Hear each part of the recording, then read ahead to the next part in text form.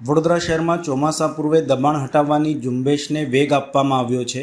વડોદરા મહાનગરપાલિકાની દબાણ શાખા દ્વારા છાણી ટીપી 13 વિસ્તારમાં ચુસ્ત પોલીસ બંદોબસ્ત વચ્ચે વિશાળ દબાણ દૂર કરવાની કાર્યવાહી હાથ ધરવામાં આવી હતી।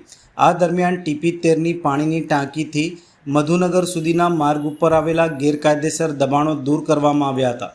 વડોદરા મહાનગરપાલિકાની દબાણ શાખા દ્વારા આજે છાણી ટીપી 13 વિસ્તારના વહીવટી વોર્ડ નંબર 1 હેઠળ મોટી કાર્યવાહી કરવામાં આવી હતી।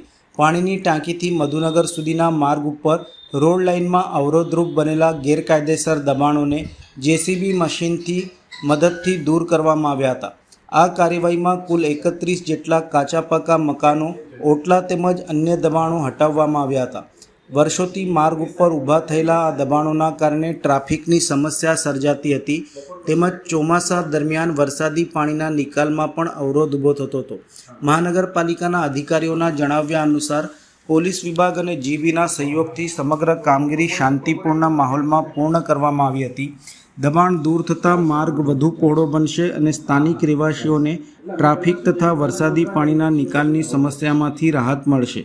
કાર્યવાહી દરમિયાન ફતેગંજ પોલીસ સ્ટાફ, જીબીના કર્મચારીઓ તેમજ વડોદરા મહાનગરપાલિકાની દબાણ શાખાના અધિકારીઓ અને કર્મચારીઓ ચુસ્ત બંદોબસ્ત સાથે હાજર રહ્યા હતા।